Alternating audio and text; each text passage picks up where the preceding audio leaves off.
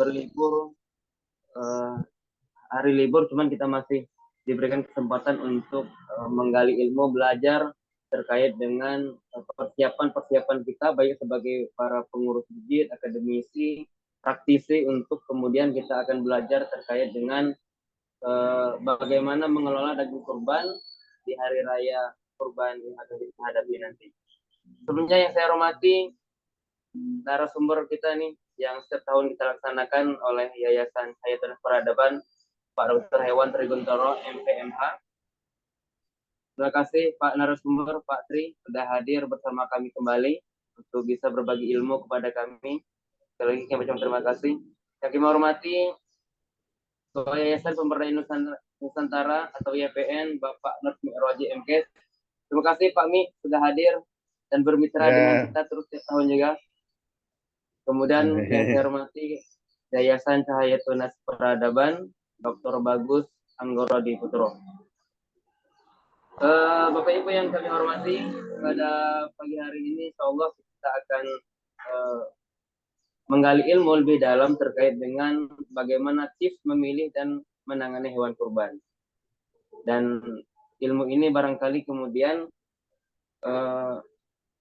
setiap tahun ya mungkin barangkali kita semua sudah mengikuti ya webinar yang serupa gitu. Cuman ini momentumnya pas karena kita akan diingatkan kembali bagaimana memilih atau menangani hewan kurban pada sehingga penanganan hewan kurban nanti sesuai dengan kaidah-kaidah baik secara syar'i maupun secara ilmiah gitu ya. Dan insyaallah kita akan diberikan ilmu-ilmu itu oleh langsung nih Dr. Hewan ya, Dr. Guntoro. Baik, untuk mengawali webinar kita pada pagi hari ini, kita sama-sama membaca basmalah. Bismillahirrahmanirrahim. Kemudian kita menyanyikan lagu Insyara. Berdiri ya.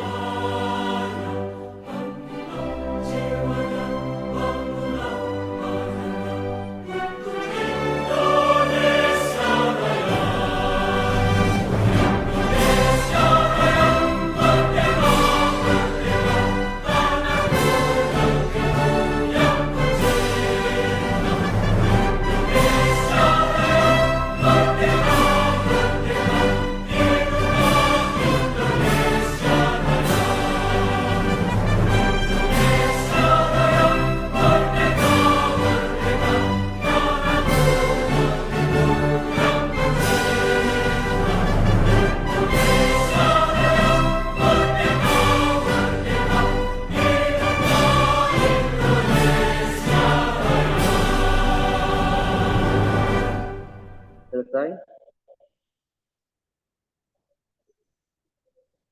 Baik, selanjutnya kita mengingat acara berikutnya, kita akan simak atau tonton beberapa program ya, atau profil dari Yayasan Cahaya Tunas Peradaban yang program-program ini selama ini sudah kita laksanakan. Barangkali kemudian yang menjadi peserta dalam webinar ini juga pernah mengikuti kegiatan-kegiatan yang lain dari Yayasan Cahaya Tunas Peradaban. Kami mohon doa dari Bapak Ibu sekalian, mudah-mudahan Yayasan Cahaya Tunas Peradaban ini ke depan semakin berkembang, semakin bertumbuh, dan bisa memberikan kebermanfaatan kepada masyarakat banyak tentunya. Baik, Bapak Ibu, kita simak dan tonton profil dari Cahaya Tunas Peradaban.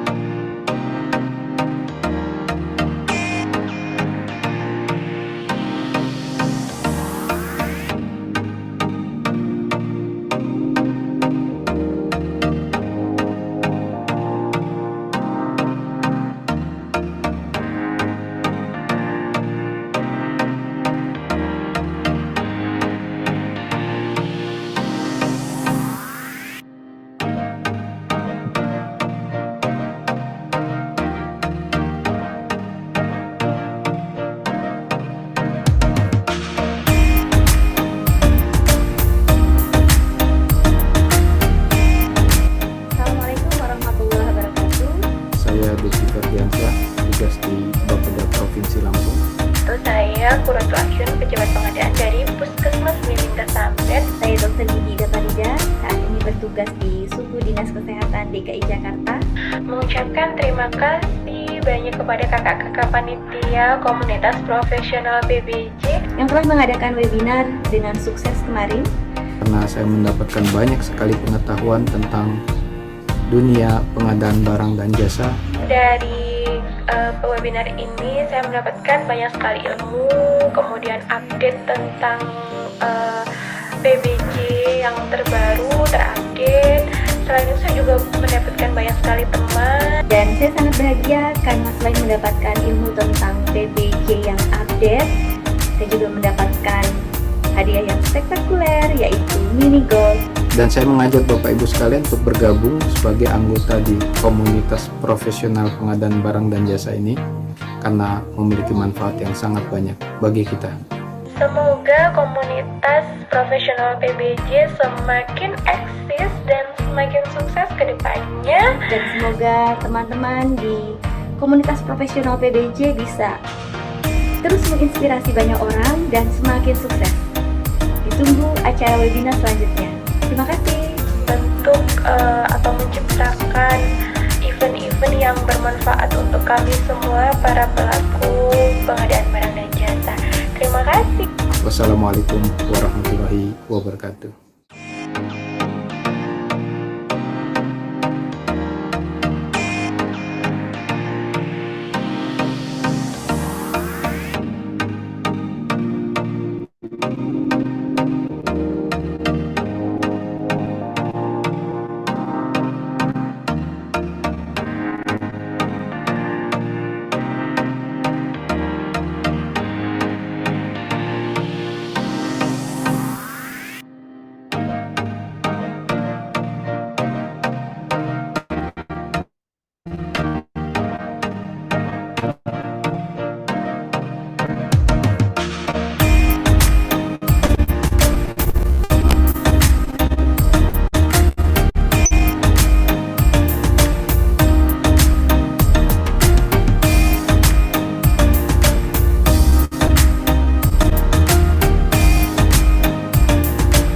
Tiga kata tentang workshop ini: peradaban menuju modernisasi. Workshop yang diadakan Akademi Tunas Peradaban telah memberikan ilmu dalam hal memperbarui kondisi sistem digitalisasi dalam hal e-purchasing, pengadaan barang dan jasa, yang awalnya tidak tahu menjadi mengerti. Terima kasih Akademi Tunas Peradaban, mencetak generasi, membangun peradaban. Go go go! Satu kata untuk workshop kali ini bersama dari Tunas Bahasa yaitu mengesankan. Materinya luar biasa, materi yang disajikan daging banget. Kami yang tadinya bingung tentang profesi pengadaan barang dan jasa sekarang udah ada titik terang. Selain itu panitia juga BGS, gesit, gercep, dan sopan. Standby banget buat kami yang bingung. Sekarang saya dengan lebih percaya diri pulang ke daerah saya. Semoga ilmu yang didapatkan beberapa hari ini bisa bermanfaat oleh masyarakat banyak. Terima kasih Akademi Tunas Peradaban.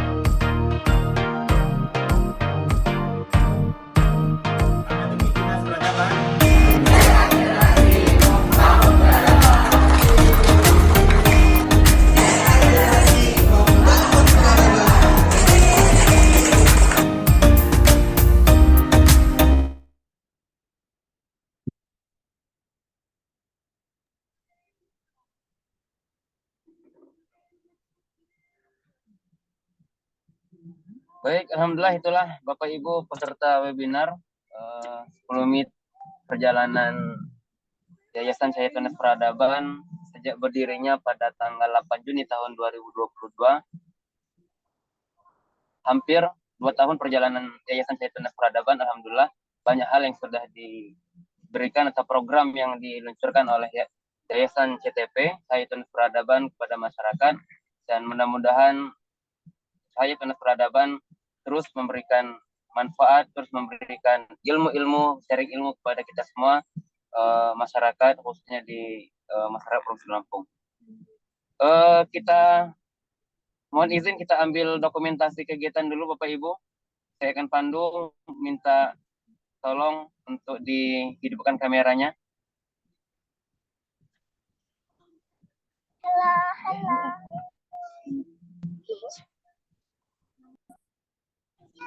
Sudah hidup semua ya? Baik, akan saya pandu hitungan sampai 3. 1, 2, 3. Berapa ini nih? Pak Pras, lagi nyetir juga Pak Pras. Hati-hati Pak Pras, pas nabrak. Lagi ya, kita ulangi sekali lagi. 1, 2, 3. Sudah, panitia?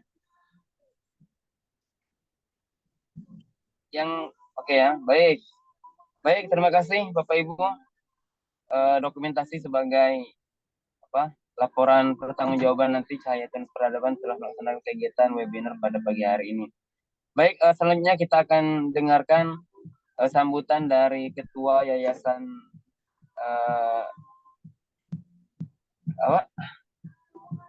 Yayasan Pemberdayaan Nusantara sebagai mitra strategis kita dari Yayasan Cahaya Tenis Peradaban kepada Bapak Anas Mi'raji Ma'muri, kami persilahkan. Ya, terima kasih Pak Cici. Bismillahirrahmanirrahim. Assalamualaikum warahmatullahi wabarakatuh. Waalaikumsalam warahmatullahi wabarakatuh. Alhamdulillahilladzi anzala sakinata fi qulubil mu'minin liyadadu imana ma'a imanihim wa lillahi junudus samawati wal ardi wa kana Allahu aliman hakima. Asyhadu an la ilaha illallah wa asyhadu anna Muhammadan abduhu wa rasuluh la nabiyya ba'dah. Allahumma sholli wa sallim wa barik ala Muhammadin wa ala alihi wa sahbihi ajmain. Qala Allah Ta'ala fil kitabil karim. Bismillahirrahmanirrahim. Inna a'tainakal kautsar. Wa sholli li rabbika wanhar inna saniyaka Sadaqallahu azim. Yang saya hormati narasumber kita pada hari ini berkaitan dengan webinar korban dengan tema daging kurban sehat, tip memilih dan menangani hewan kurban. Dokter hewan Tri, kemudian yang saya hormati juga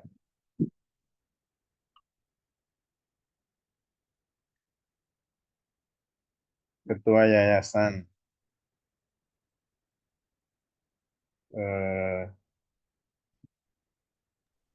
Cahaya Tunas Peradaban. Ketua Tunas Peradaban ya, Tunas Peradaban. Dr. Bagus Anggoro. Ini pembinanya juga Dr. Hewan Trikuntoro juga sebagai pembina Tunas Peradaban. Kemudian para asatidz mungkin yang ada di sini, para ustadz-ustadz dan para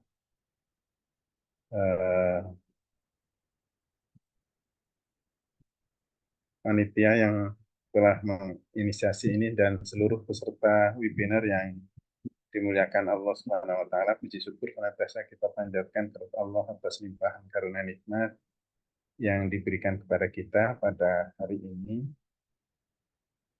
Alhamdulillah kita bisa menyelenggarakan webinar berkaitan dengan kurban yang diinisiasi oleh Yayasan Tunas Peradaban.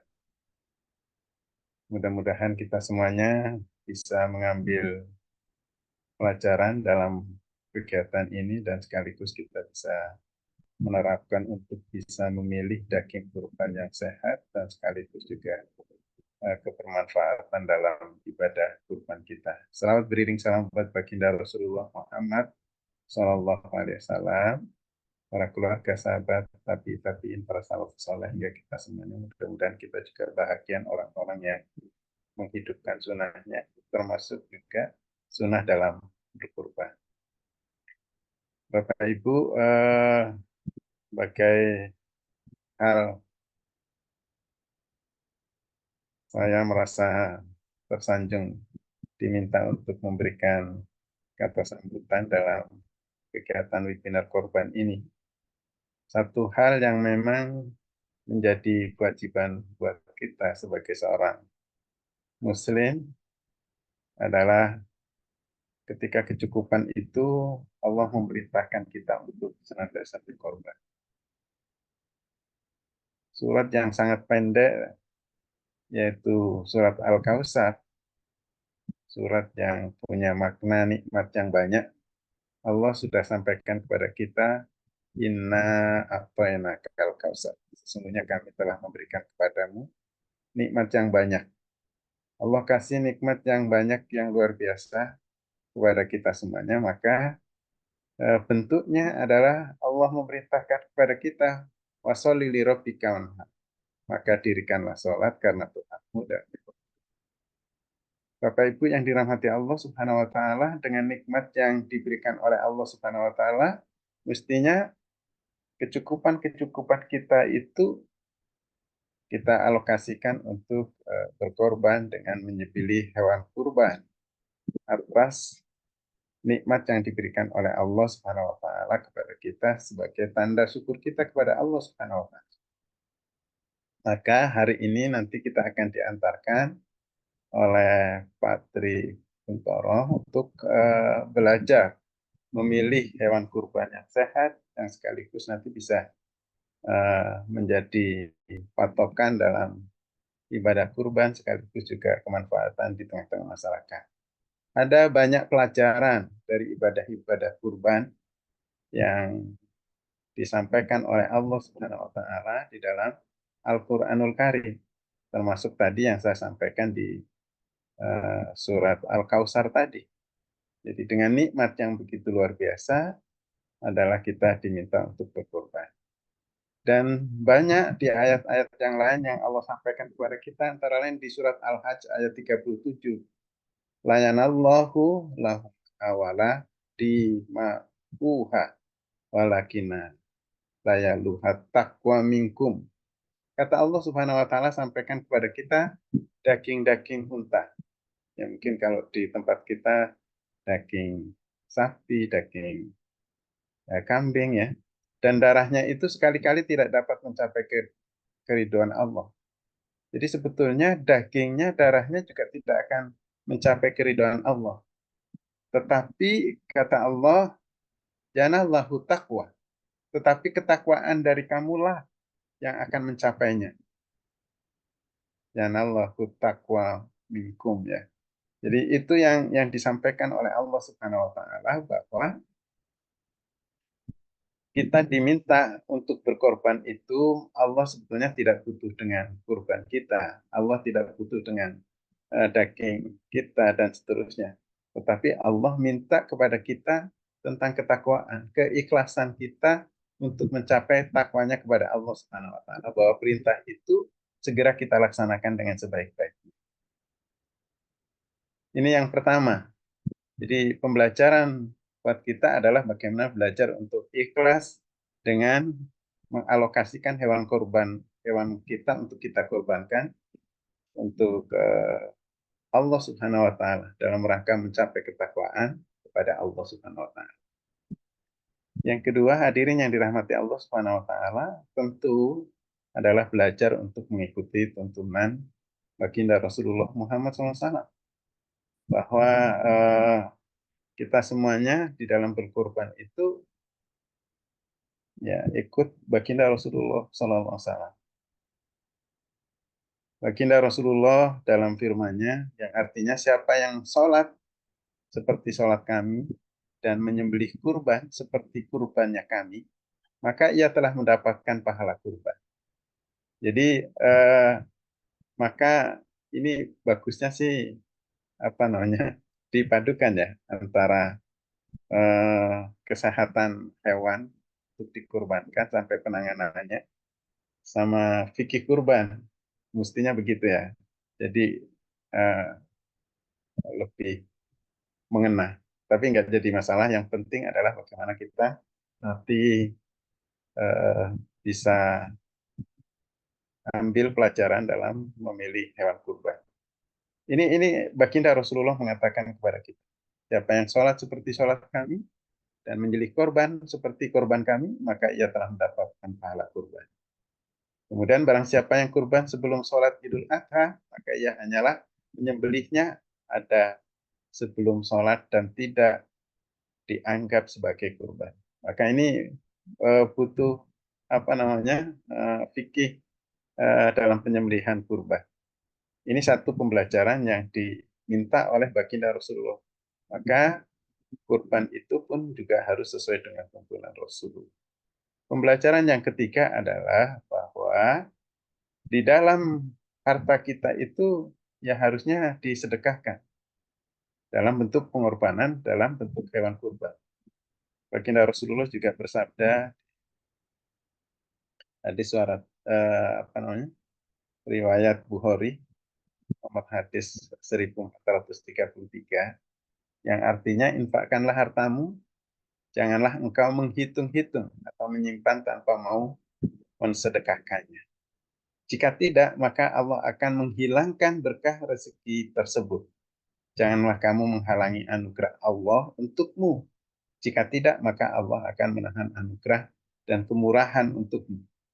Jadi Bapak Ibu semuanya, belajar dari apa yang disampaikan oleh baginda Rasulullah bahwa harta-harta kita ini sesungguhnya milik Allah yang kemudian mestinya dibelanjakan menurut versinya Allah Subhanahu wa taala.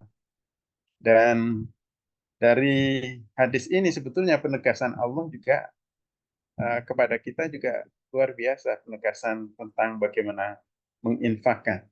Wa anfiqu fisabilillah. Jadi kita sesungguhnya suruh berinfak di jalan Allah, termasuk harta kita dalam berkorban itu dalam rangka untuk mengikuti perintah Allah Subhanahu wa taala.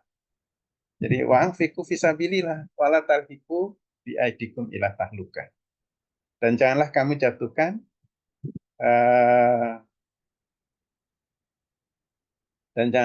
jatuhkan dirimu ke arah kebinasaan.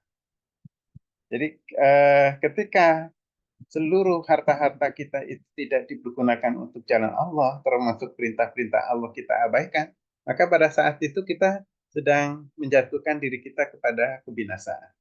Maka Allah menggarisbawahi wa asinu, berbuat baiklah kamu. Innallaha yuhibbul muhsinin. Sesungguhnya Allah mencintai orang-orang yang berbuat baik. Pembelajaran yang keempat adalah bahwa belajar untuk meninggalkan larangan. Kalau tadi bagaimana baginda Rasulullah mengisyaratkan kepada kita untuk belajar sedekah harta yang sudah dikarunakan oleh Allah Subhanahu wa taala kepada kita begitu banyak. Maka berikutnya adalah belajar untuk meninggalkan larangan. Dalam ibadah kurban ada larangan bagi sohibul kurban. Nah, ini juga bagian yang terpenting buat kita. Larangan-larangan itu walaupun dalam bentuk sunnah ya, maka perlu juga kita lakukan.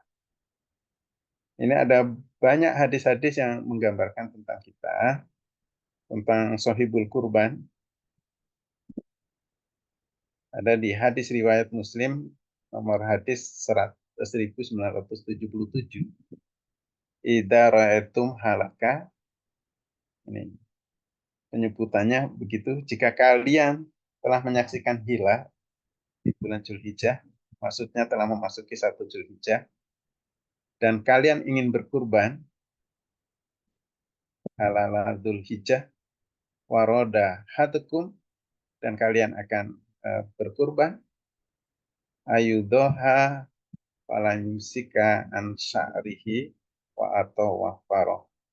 Jadi kata baginda Rasulullah, dan jika kalian ingin berkurban, maka hendaklah sohibul kurban tidak memotong rambut dan kukunya.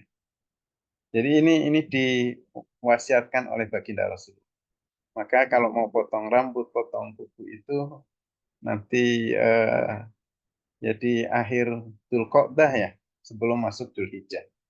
Dan yang terakhir, hadirin yang dirahmati Allah Subhanahu wa taala, peserta webinar, belajar untuk rajin berzikir. Jadi di dalam kurban ini ternyata baginda Rasulullah itu juga mengajarkan kita untuk senantiasa berzikir. Dalam ibadah kurban diwajibkan membaca bismillah dan disunnahkan untuk bertakbir saat menyembelih kurban. Bukan hanya sekedar kita menyembelih kurban saja, tapi bagaimana kalimat-kalimat yang disampaikan kepada Allah Subhanahu wa taala, kebesaran Allah Subhanahu wa taala sebagai bentuk rasa syukur kita kepada Allah atas nikmat-nikmat yang sudah dilimpahkan kepada kita, maka kita senantiasa disunahkan untuk bertakbir. Dan bahkan di bulan Zulhijjah ini takbirnya lebih panjang dibandingkan Idul Fitri. Idul Fitri hanya 1 hari, kalau di Idul Kurban ini sampai dengan hari-hari tasyrik untuk kemudian dikumandangkan takbir-takbir itu semuanya. Maka baginda Rasulullah mengisyaratkan kepada kita semuanya. Beliau memberikan isyarat kepada kita. Nabi Shallallahu Alaihi Wasallam pernah berkurban di Idul Adha dan 2 kambing yang gemuk. Aku melihat beliau menginjak kakinya di pangkal leher dan 2 kambing itu. Lalu beliau membaca basmalah dan membaca takbir. Kemudian beliau menyembelih kedua dengan tangannya sendiri. Bapak Ibu yang dirahmati Allah Subhanahu wa taala, itu sebagai pembelajaran buat kita semua. Harapannya pada hari ini webinar yang dilakukan oleh Yayasan Tunas Peradaban akan memberikan bekalan-bekalan kita untuk bisa memilih hewan kurban yang sehat dan bahkan tip-tip memilihnya sampai menangani hewan kurban hingga layak untuk dikonsumsi oleh masyarakat. Keberkahan-keberkahan itu akan hadir baik si pengkorban maupun orang-orang yang nanti dibagikan dari hewan kurban itu semuanya. Selamat buat Yayasan Tunas Peradaban yang sudah memfasilitasi masyarakat untuk bisa menjalankan kurban dengan kurban yang sehat dan bahkan tip-tip memilih untuk menangani hewan kurban semuanya. Dan juga selamat mengikuti kegiatan webinar dari seluruh peserta yang hadir pada hari ini. Mudah-mudahan menjadi keberkahan buat kita semuanya dan sekaligus memberikan kefahaman buat kita untuk bisa kita laksanakan pada hari H dalam penyembelihan kurban sampai dengan pendistribusian kepada masyarakat. Allah alam bisawab, demikian yang bisa sampaikan. Terima kasih. Billahi taufiq wal hidayah. Assalamualaikum warahmatullahi wabarakatuh. Waalaikumsalam warahmatullahi wabarakatuh. Terima kasih Pak Mi'roji. Kita dapat motivasi pada pagi hari ini dari Pak Mi'roji bagaimana kemudian kita dalam rangka mensyukuri nikmat dari Allah Subhanahu wa taala agar kemudian kita bisa menyisihkan harta kita untuk kemudian persiapan beribadah kurban di hari raya Idul Adha nanti. Sekali lagi Pak Mi'roji terima kasih atas kehadirannya, sambutan dan motivasinya pada pagi hari ini. Baik Bapak Ibu yang kami hormati, kita akan memasuki acara inti webinar kurban pada pagi hari ini, dan webinar atau sesi materi pada pagi hari ini akan dipandu oleh moderator, oleh Dr. Bagus Anggrodi Putro MPH Fiskwa. Saya akan bacakan sedikit biodata beliau. Nama beliau Dr. Bagus Anggrodi Putro MPH Fiskwa. Keahlian beliau ada sebagai bimaristan, Green Hospital, Patient Safety, Quality Improvement, dan Manajemen Digital Strategy. Pendidikan beliau dokter umum tahun 2022 sampai 2008 di Fakultas Kedokteran Universitas Diponegoro atau Undip. S2-nya Manajemen Rumah Sakit. S2 Manajemen Rumah Sakit 2020 sampai 2022. Fakultas Kedokteran Kesehatan Masyarakat dan Keperawatan Universitas Gadjah Mada. Kemudian Fiskwa, ini nggak ngerti saya ini, nanti Dokter Bagus yang menjelaskan. 2022-2023. Kemudian jabatan saat ini Ketua Satuan Pemeriksaan Internal, kalau tidak salah sebagai ASN di Rumah Sakit Umum Tulang Bawang ya, Kabupaten Tulang Bawang. Kemudian nanti kalau ada yang meminta nomor WhatsApp-nya nanti kita share di grup. Baik, itu biodata singkat beliau kepada Dr. Bagus. Waktu dan tempat kami persilakan sepenuhnya kepada Dr. Bagus.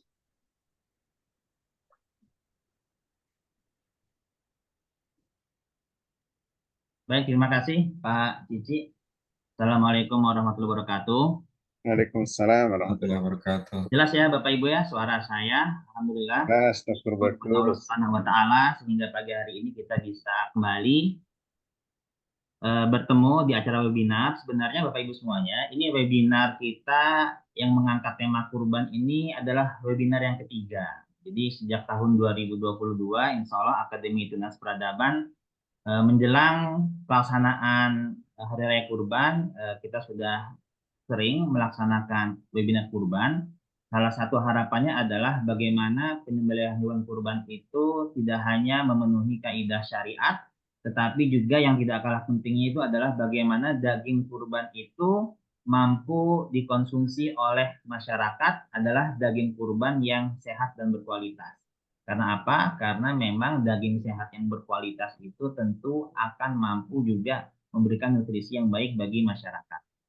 Dan Alhamdulillah Bapak Ibu sekalian, di pagi hari ini kita juga sudah hadir narasumber yang sangat luar biasa, Dr. Hewan Triguntoro, MPMH, beliau dari Balai Veteriner Lampung. Dan saya akan mencoba membacakan terlebih dahulu tentang kurikulum vitae dari beliau supaya kita bisa semakin mengenal dengan lebih dekat bersama beliau. Izin saya share screen. Sudah kelihatan belum Bapak Ibu share screen saya?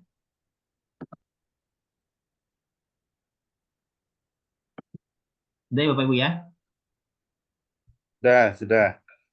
Jadi Dr. Hewan Triguntoro, beliau memiliki berbagai macam keahlian. Yang pertama adalah keahlian di epidemiologi, buku juga mapping skill di quantum GIS-nya, dan juga beliau ahli dalam risiko analisis kuantitatif, juga memiliki komponen komputer, public speaking. Nanti kita akan lihat bagaimana keahlian beliau dalam hal public speaking, dan juga beliau ahli epidemiologi molekuler dan juga ekonomi veterinari.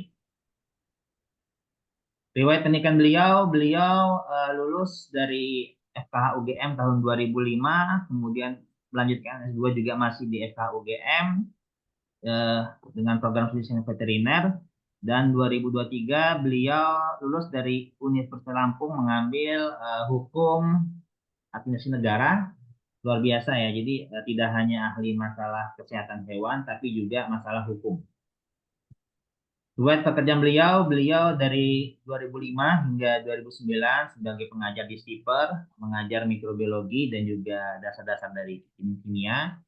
Kemudian sejak tahun 2009 sampai sekarang itu beliau menjadi ASN sebagai epidemiologi dan juga kepala informasi kesehatan hewan di Balai Veteriner Lampung. Nah, Bapak Ibu sekalian, untuk mempersingkat waktu, kita akan langsung saja mendengarkan pemaparan dari Dr. Hewan Triguntoro. Harapannya semoga apa yang beliau sampaikan juga bisa memberikan manfaat, terutama bagi kita, karena hampir pasti Bapak Ibu yang hadir di sini adalah panitia kurban di masjidnya masing-masing ataupun di lembaga organisasi masing-masing. Harapannya minimal kita mampu memahami ketika menyembelih hewan kurban, oh ternyata dagingnya layak dikonsumsi. Oh, ternyata hatinya layak dikonsumsi. Oh, paru-parunya ternyata layak dikonsumsi. Nah, kriteria seperti apa yang layak dikonsumsi, baik daging ataupun jeroannya, akan bersama-sama kita dengarkan pemaparan dari Dr. Hewan Triguntoro. Silakan Pak Triguntoro, waktu dan tempat kami persilakan. Kurang lebih waktunya 40 menit, berarti sampai jam 10.30 Pak Trigun. Nanti kita akan banyak berdiskusi, karena biasanya memang pertanyaan diskusinya ini akan banyak terkait aplikasi bagaimana memilih daging kurban yang sehat. Silakan Pak Triguntoro. Bismillahirrahmanirrahim. Assalamualaikum warahmatullahi wabarakatuh. Waalaikumsalam warahmatullahi wabarakatuh. Suara saya jelas ya insya Allah? Jelas Pak Tri. Baik, alhamdulillah wa syukurillah la khawla wa la quwata illa billah. Tentunya puji syukur kepada Allah Subhanahu wa taala yang telah menimpakan rahmat serta hidayah pada kita semua. Alhamdulillah di hari libur ini seperti yang disampaikan Bapak MC tadi, kita bisa menimba ilmu, kita bisa sama-sama sharing ilmu terkait banyak hal ya. Dan kami ucapkan terima kasih kepada Pak Miroji tadi sudah menyampaikan sambutan, dan juga tadi banyak sekali itu tadi kaitannya dengan dasar-dasar terkait dengan fikih syar'i berkurban. Nah, sebenarnya sudah menjadi narasumber juga itu Dokter Bagus. Ya, itu tadi sudah luar biasa menyampaikannya secara fikih berkurban. Dan insya Allah nanti saya akan mencoba sharing ke Bapak Ibu sekalian itu terkait dengan bagaimana kita menangani hewan kurban.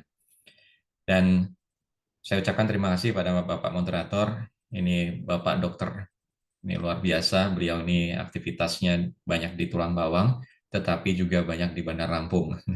Ini luar biasa. Dan terima kasih Bapak Ibu sekalian yang telah mengikuti webinar pada saat ini. Dan saya lihat nih ada Pak Wisnu yang selalu hadir setiap ada webinar kami ini. Terima kasih. Dan saya izin share screen.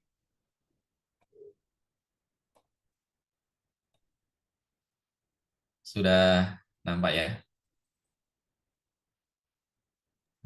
Sudah, Pak Tri. Oke, sebentar.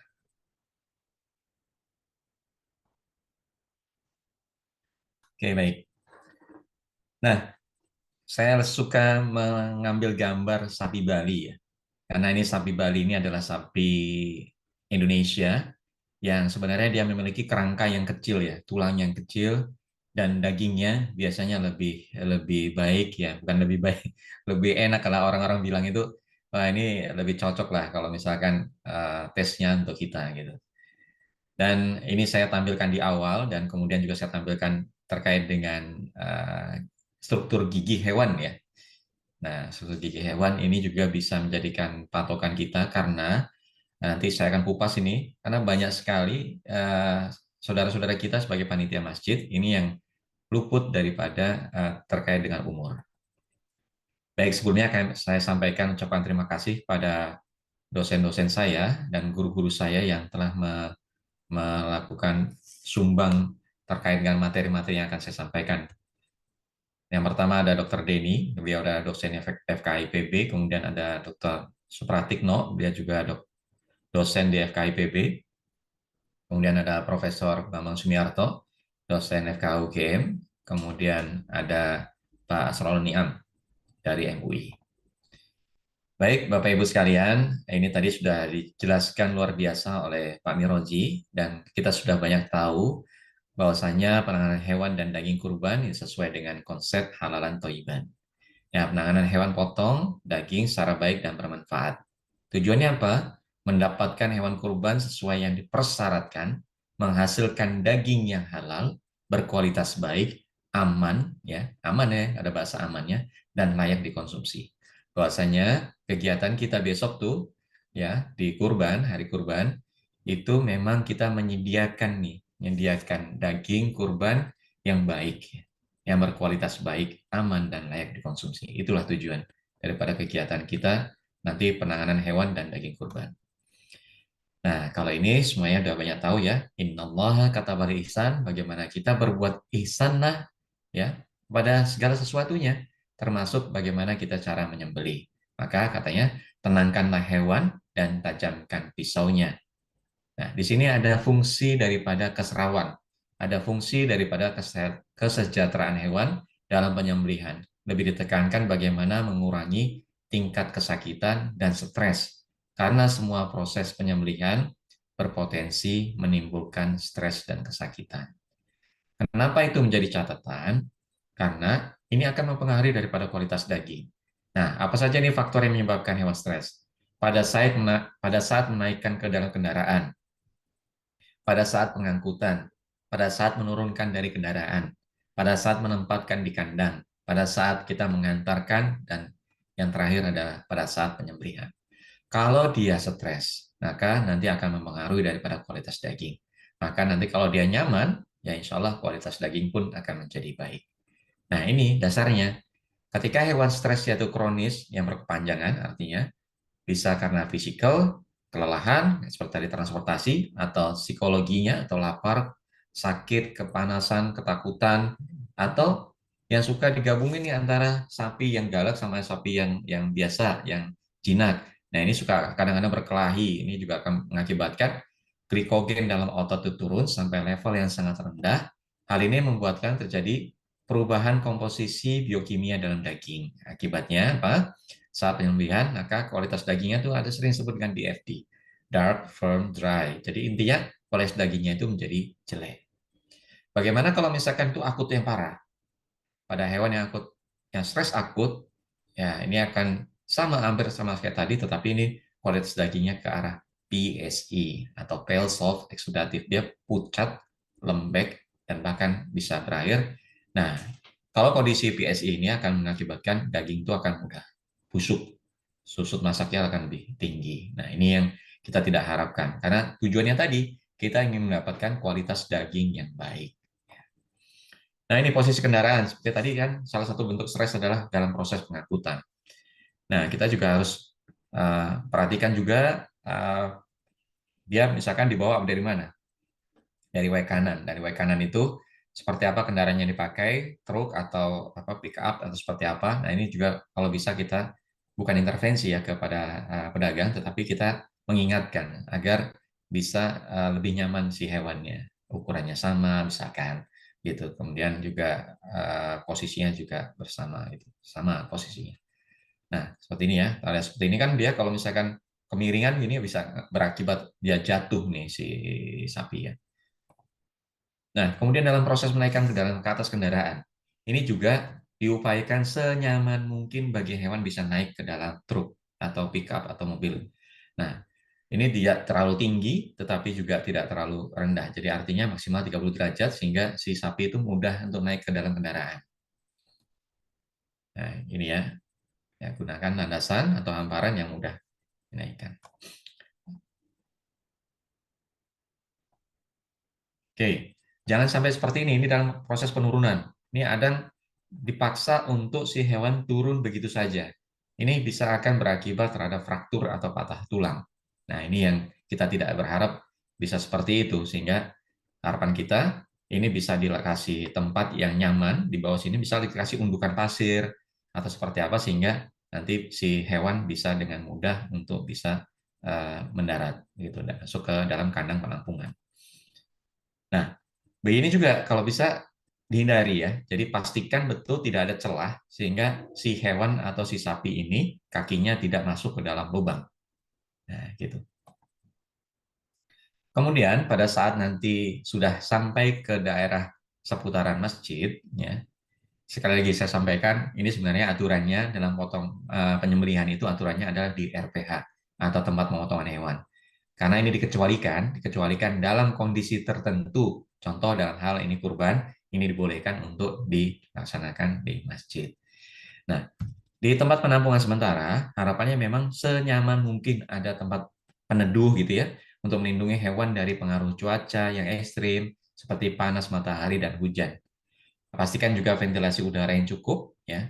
Kaitannya dengan ventilasi udara ini juga, kalau misalnya dia terlalu padat, si hewan yang ada di situ, ini akan berakibat terhadap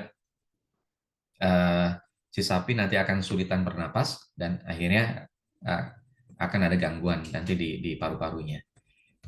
Begitu. Nah, selanjutnya, kalau seperti ini nih, contoh. Ini menurut Bapak Ibu sekalian seperti apa ini? Ada yang sapi ditaruh di tiang listrik gitu ya. Terus kemudian ada sapi ini di tiang bini saja tapi tanpa atapnya. Nah, ini juga ini ada atapnya nih, bagus yang paling bawah ini. Ini bagus. Yang bawah ini, yang kambing. Ini kalau bisa ya, ada adik-adik kita atau anak-anak kita, kalau bisa menjauh dari hewan, karena akan berdampak juga terhadap stresnya si hewan. Nah, ini kalau bisa dihindari, lantai yang licin ya, kalau bisa lantainya jangan sampai ada genangan air seperti ini. Ya. Kemudian hewan yang diikat itu harus panjangnya memungkinkan si hewan bisa berdiri, bisa dia tidur, dan juga bisa mendapat makan. Nah, gitu. Kemudian yang paling jadi catatan juga tidak mencampur hewan dengan jenis ras yang berbeda. Contoh sapi tidak dicampur dengan domba. Kemudian pisahkan hewan yang agresif. Ya. Kemudian panjang tali pengikat, seperti saya sampaikan tadi, bisa digunakan untuk berbaring, berdiri, sampai juga dia bisa makan. Nah, contoh seperti ini kan nggak nyaman nih bagi si sapi. Dia nggak bisa tidur, nggak bisa ngambil makan, dan seterusnya. Nah, ada 3 langkah dalam kita berkurban. Yang pertama adalah kita memilih, kemudian menyembelih, dan kemudian kita menangani daripada daging kurbannya. Yang pertama memilih. Yang memilih kita lihat jenis dan sumber ternak. Insya Allah kalau di Lampung ya, Lampung ini kita pernah kena kejadian namanya PMK, penyakit mulut dan kuku. Nah, saat ini nampaknya sudah berangsur pulih dan mengarah ke arah yang biasa ya. Artinya kemarin sempat ada outbreak atau wabah, nah sekarang sudah ke arah endemis begitu. Dan untuk lato-lato atau penyakit LSD ini memang tinggal sisa-sisanya. Ya. Kalau antrak ya, penyakit antrak tidak ada di Lampung.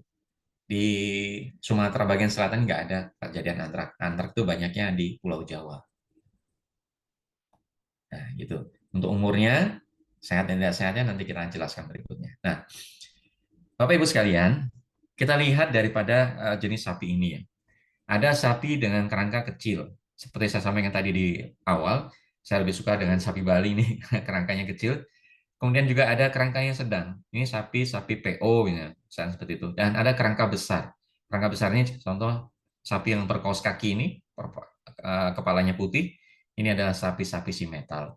Kalau sapi yang warna coklat biasanya agak kemerahan begitu, dia sapi limosin. Nah, kalau misalkan ada berat sapi 300 kilo, sapi Bali dengan sapi limosin juga 300 kilo, maka itu bisa kita ambil kesimpulan dagingnya akan lebih banyak sapi Bali dengan berat 300 kilo dibandingkan dengan sapi simetel atau limosin dengan berat yang sama. Nah, itu perbedaannya. Nah, kemudian dagingnya berapa banyak?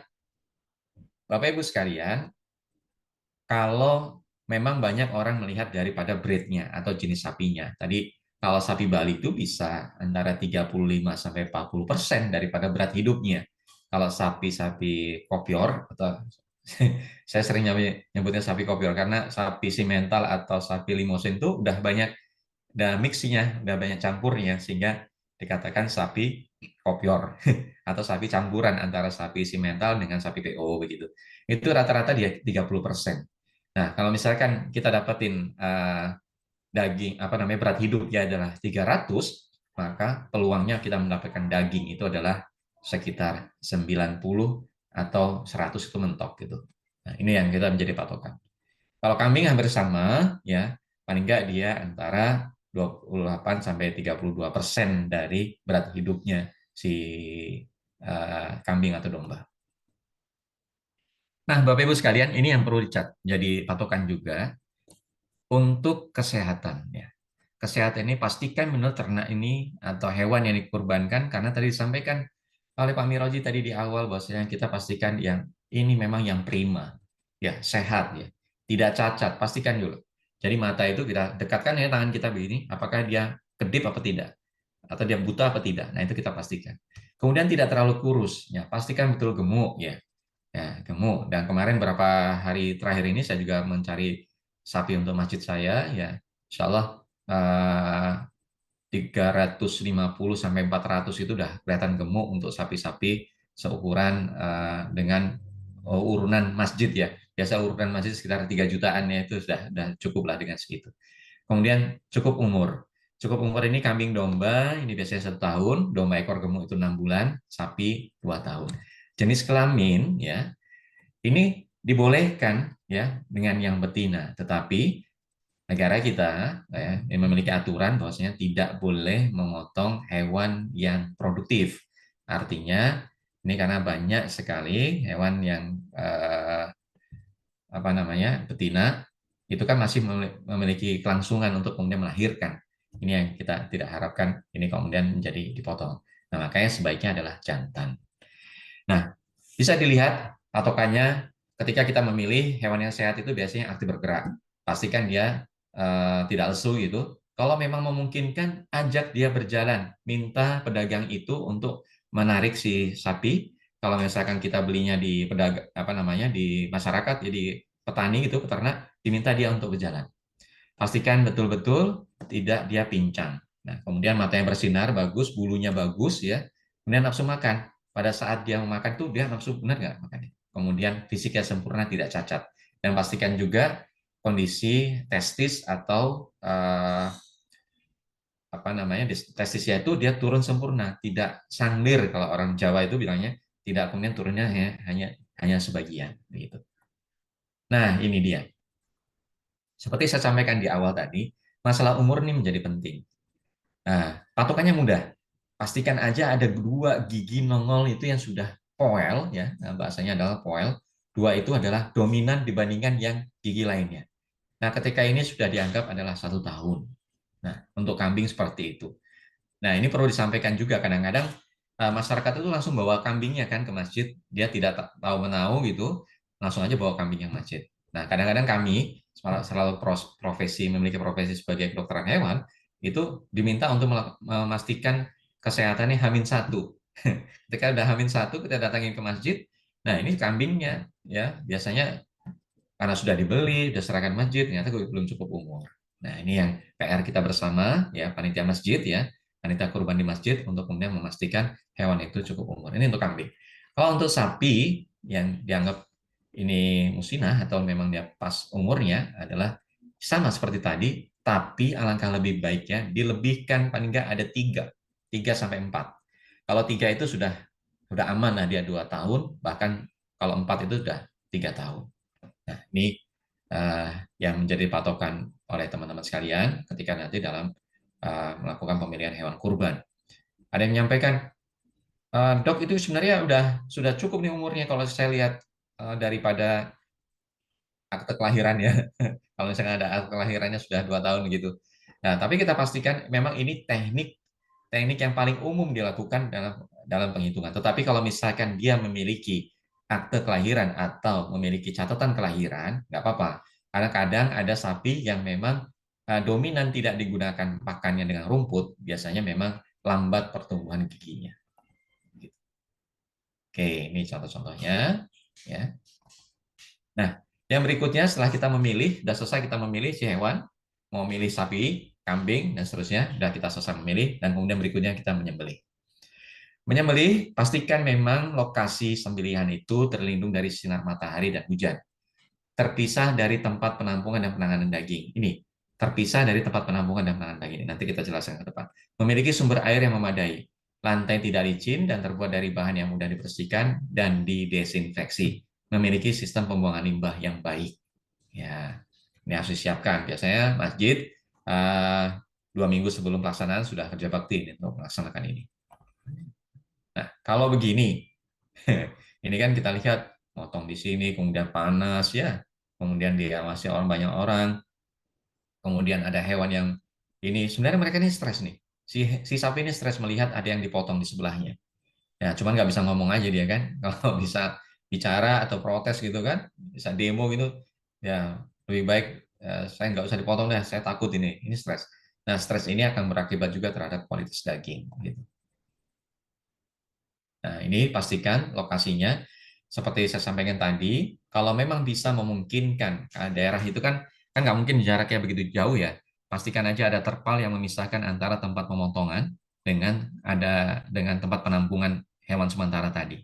Nah, pastikan dia ada terpal yang kemudian memisahkan sehingga sapi-sapi dalam penampungan itu tidak bisa melihat sapi yang sedang diproses penyembelihan. Gitu. Nah, ini lokasi penyembelihan merupakan daerah yang terbatas untuk kita melakukan manajemen stres. Ya. Kemudian hanya orang yang berkepentingan saja yang boleh masuk ke area penyembelihan. Ya. Tidak semua orang, anak-anak kecil itu sampai masuk kan. Jangan. Diusahakan kondisinya tenang, terpisah dari tempat penampungan hewan. Hewan hidup tidak boleh melihat hewan yang sedang sembelih. Seperti saya sampaikan tadi, hewan baru boleh dibawa ke tempat penyembelihan ketika semua petugas peralatan sudah siap. Jadi gini, ketika memang peralatan sudah siap, peso, asah, dan sebagainya, itu tali dan sebagainya sudah siap untuk mengikat saluran esofagus itu juga ada siap, maka baru sapi dimasukkan untuk dilakukan proses penyembelihan. Jangan sampai si sapi menunggu untuk kita menyiapkan peralatan. Nah, pastikan peralatan kita siap, baru sapi masuk ke arena atau area untuk kita lakukan penyembelihan. Oke, ya. Nah, berikutnya. Nanti kita akan sampaikan lagi terkait dengan metode menyembelihnya. Kemudian teknik kita merobohkan, ya banyak sebenarnya teknik yang bisa kita lakukan, tetapi yang paling penting adalah bagaimana kita menyiapkan APD kita. Kalau ini memungkinkan ya, kadang banyak di masjid tidak menggunakan APD juga, alat pelindung diri. Nah, harapannya seperti ini ya. Kemudian juga pastikan ada peso yang cukup tajam dan kemudian alat pengasahnya. Dan kemudian pastikan juga kalau memang bisa tidak menggunakan tali yang dari nilon, karena ini akan merusak kulit daripada si hewan. Pastikan dari tali-tali rami yang dari bahan alami seperti ini, nah insya Allah ini akan lebih nyaman bagi si hewan sapi atau kambing. Hewan hendaknya dibaringkan, tidak dibanting ya. Nah, karena proses merobohkan itu jangan sampai kemudian dibanting begitu, nanti akan kemungkinan ada memar di bagian tertentu yang kemudian itu pada saat dia merebah. Nah, kemudian menggunakan tali, bisa pakai metode barre atau rope, kemudian tali yang digunakan memang 15 meter, seperti saya sampaikan tadi, tidak menggunakan dari bahan nilon. Oke, seperti ini, yang paling umum dia pakai barley. Yang paling umum dia pakai barley.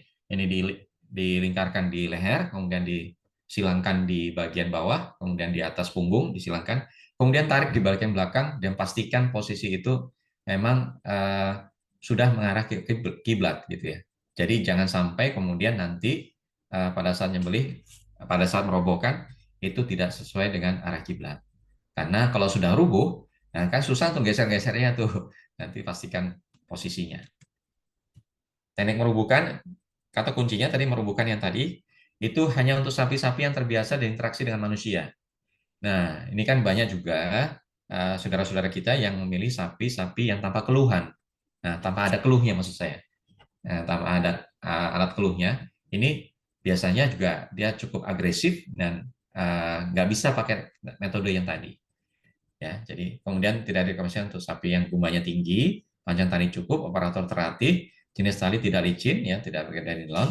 Arah perubahan ditentukan oleh operator yang di belakang. Yang di belakang yang narik tadi itu yang menjadi patokan. Perhatikan posisi hewan dan kemana arah robohan.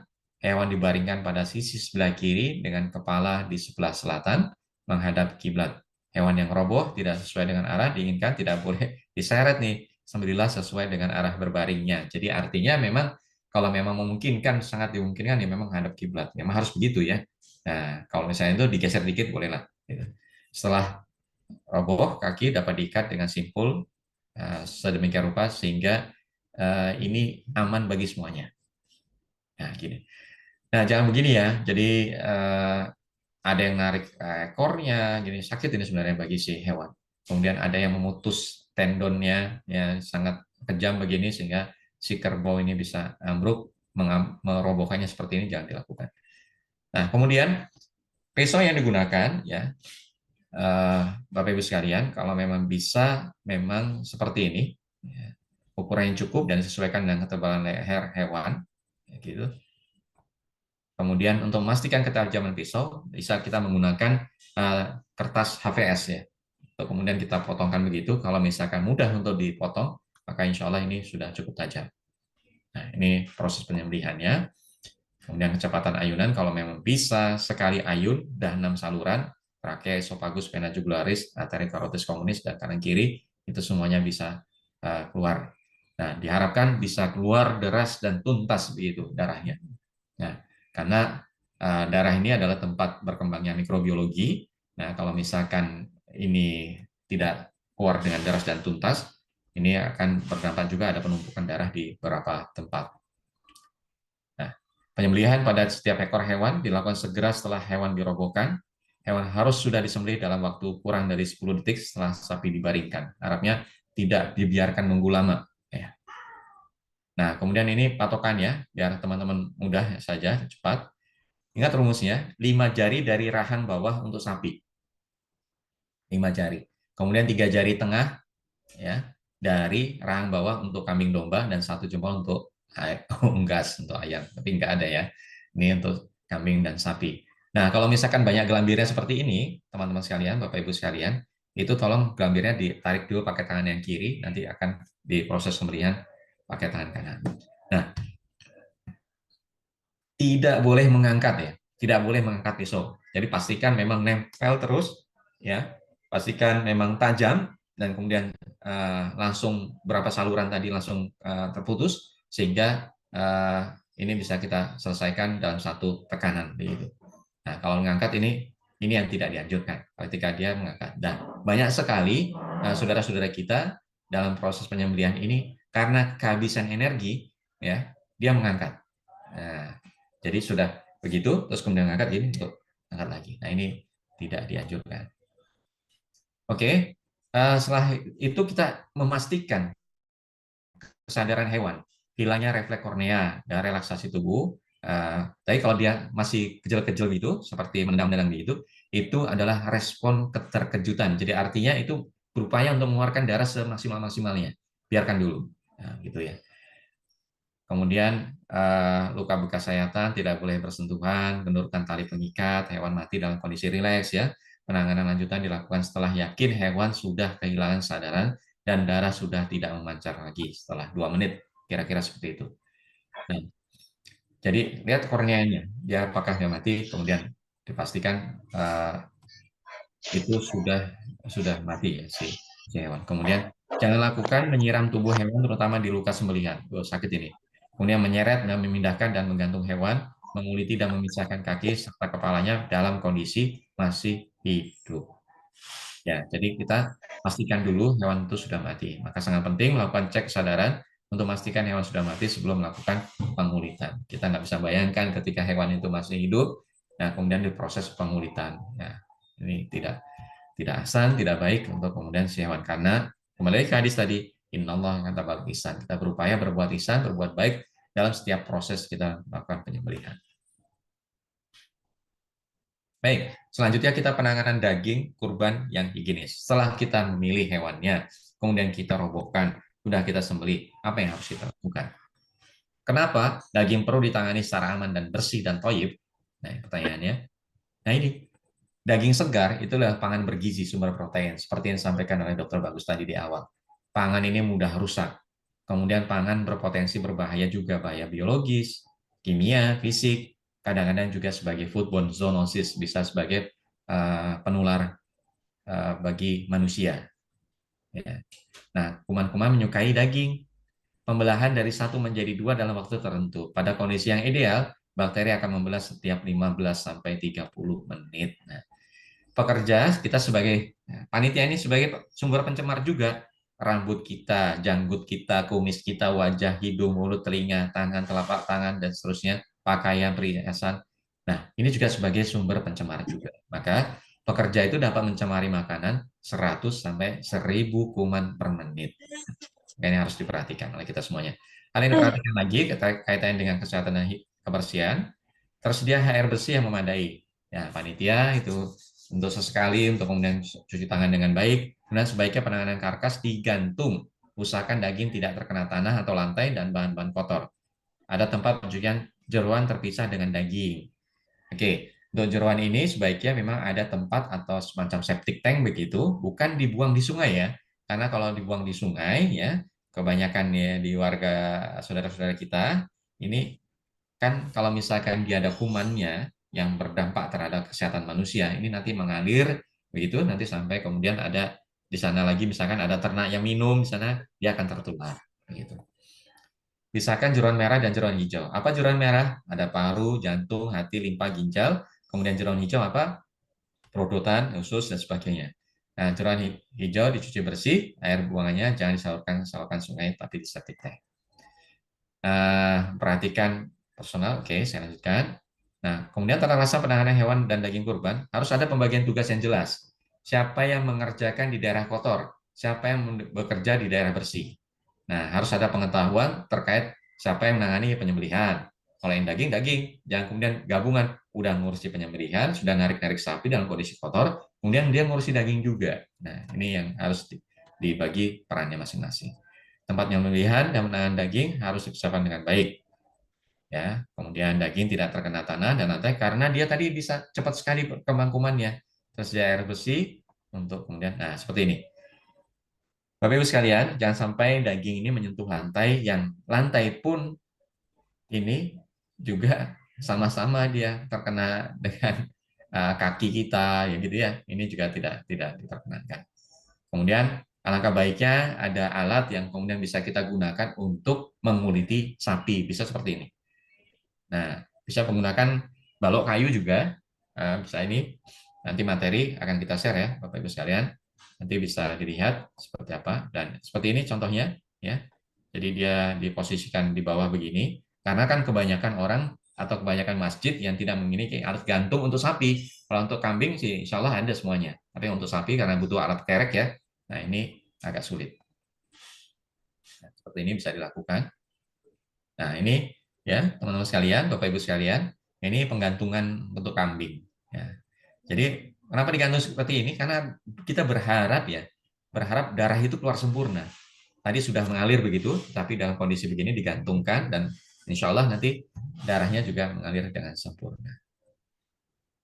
Oke, daging digantung, ada wadah di bawah untuk wadah dagingnya, ada kontainer atau seperti apa, dan kaki juga terbungkus harapannya. Nah, ini alangkah baiknya lagi, sini ada dingkle atau kursi kecil gitu untuk petugasnya, sehingga tidak kelelahan. Sehingga ini prosesnya bisa ini digantung, dan kemudian dagingnya bisa dipisahkan dari tulangnya, masukkan ke dalam kontainer, dan kontainer siap dibawa ke tim berikutnya.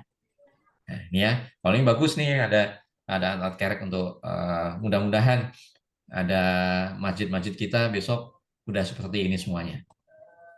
Proses pemotongan mulai dari sembelih sampai pemisahan. Daging kalau bisa tidak terlalu lama. Jangan tumbuk hewan yang telah disembelih, tetapi belum dikuliti seperti ini. Nah ini ya Masya Allah. Kalau bisa nggak ada lagi seperti ini lah ya. Kemudian seperti ini. Juga kalau bisa tidak ada lagi di tempat kita. Nah daging dihindari terkena isi jeroan, kotoran tanah dan benda-benda kotor lainnya. Sebaiknya tangan orang yang menangani dijaga kebersihannya. Makanya tadi kalau bisa memang dekat dengan akses air. Begitu. Daging yang telah dipisahkan segera dibawa ke tempat yang bersih, tempat pembagian daging.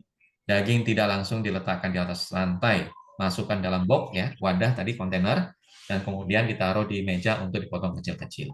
Nah, seperti ini.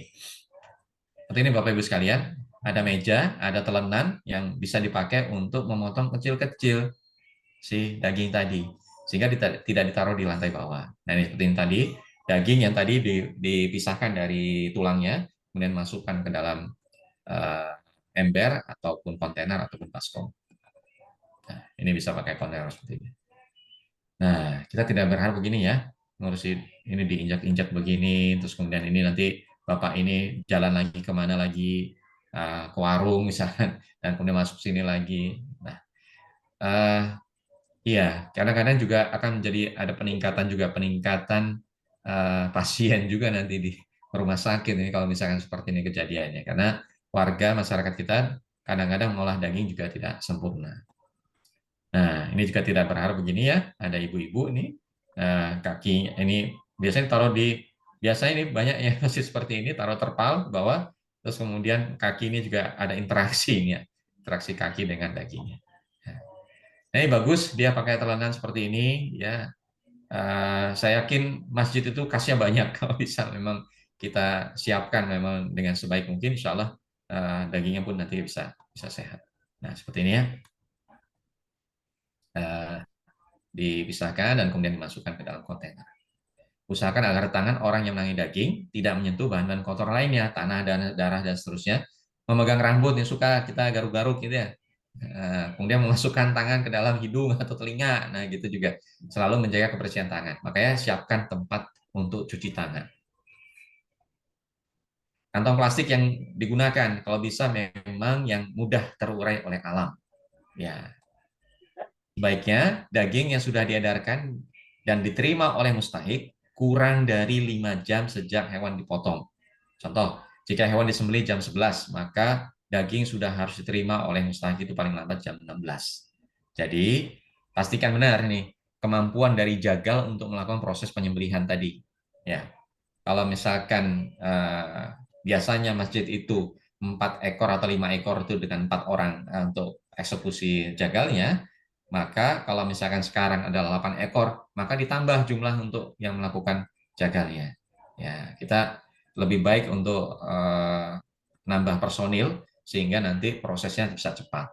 Kenapa? Tadi daging itu mudah sekali dia akan terkontaminasi oleh kuman mikrobiologi. Nah, penanganan hewan yang sakit gimana nih? Nah, sekarang kan waktu itu ya, setahun yang lalu ya, banyak sekali penyakit, ada PMK, ada LSD. hewan dipotong pada tempat terpisah. Nah, kalau saat ini nggak ada, saya yakin udahlah ini nggak usah, kita nggak usah terima saja kalau misalnya ada hewan yang sakit. Kalau bisa memang yang betul-betul sehat. Kalau memang betul-betul ada, ya, misalnya di daerah Bapak ada, memang tulang dipisahkan dari daging betul-betul, kemudian jeroan direbus dalam air mendidih selama minimal 30 menit. Bapak Ibu sekalian, jika memungkinkan, jeroan itu pun walaupun tidak dalam kondisi sakit, ini kalau bisa memang direbus ya, direbus ya. Kita rebus kalau memang ada tempatnya, dan kemudian kalau ini karena PMK, dia maka disimpan dulu di kulkas minimal 24 jam. Jika daging ingin dibekukan, simpan dulu 24 jam, dan kemudian jeroan juga direbus. Terkait dengan LSD, tadi saya terputus ya. Kalau misalkan dalam kondisi biasa ya, dalam kondisi biasa, daging itu harapannya nanti juga dipisahkan antara daging dengan jeroan plastiknya. Yang pastikan ada plastik tersendiri nih, plastik untuk daging, plastik untuk jeroan. Kemudian dimasukkan dalam plastik yang tadi saya sampaikan. Bahwasanya ada plastik yang ramah lingkungan, yang ramah alam, yang mudah sekali dia hancur di alam. Nah, kalau berdasarkan LSD, ini sudah ada fatwa MUI-nya, bisa lagi itu. kasus ringan LSD seperti gambar sini, ya, ada benjol-benjol tetapi nggak banyak ya. Nah, ini masih boleh ya. Tetapi kalau benjolannya menyebar lebih dari 50%, ya kalau bisa diusahakan sembuh dulu lah. Nanti untuk yang akan datang, ini bisa. Kemudian kulit benjol ini, ya kalau misalkan yang tadi yang kurang dari 50%, ini bisa kita olah dulu ya dengan garam. Tapi intinya ini tidak zoonosis ya, baik PMK ataupun LSD ini tidak zoonosis, tidak menular ke manusia. Tapi tadi hanya kulitnya saja yang si LSD ini tadi benjol-benjol begitu. Tidak sampai daging juga dia. Oke, beberapa kelainan pada jeroan yang sering kita temukan, ya, kelainannya biasanya terdapat cacing daun pada hati atau fasciola, sering disebut fasciolosis. Warna kemerahan atau pucat pada paru, terdapat benjolan pada paru. Ini yang harus kita hindari, kita camkan. Nah, kalau hatinya normal seperti ini, kalau meling begini, nah, insya Allah aman. Tapi kalau mulai ada banyak putih-putihnya, nah ini kita perlu curiga.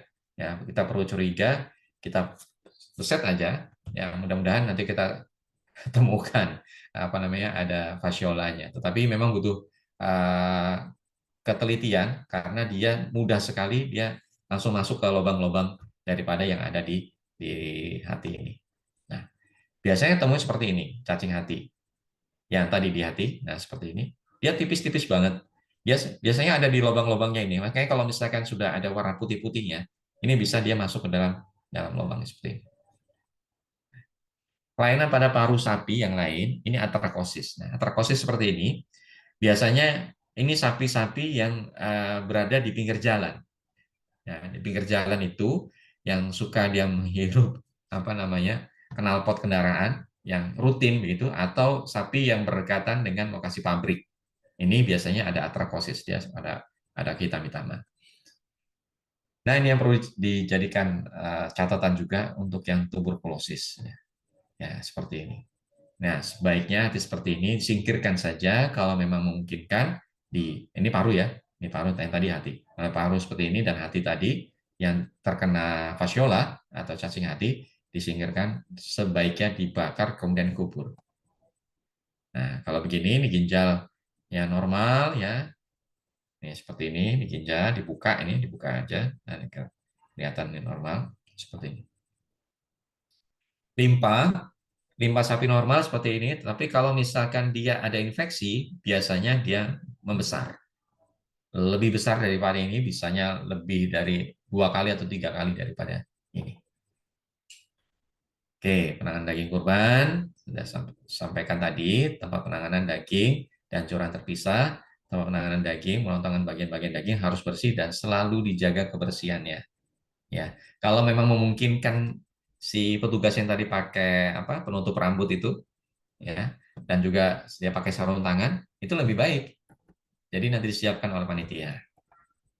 Daging tidak langsung diletakkan di atas lantai, seperti saya sampaikan tadi, beri alas yang bersih, plastik, dan kalau memang bisa pakai ada wadah ember atau kontainer tadi. Nah, banyak masih seperti ini ya. Nah, ini contoh-contohnya yang tidak baik ya.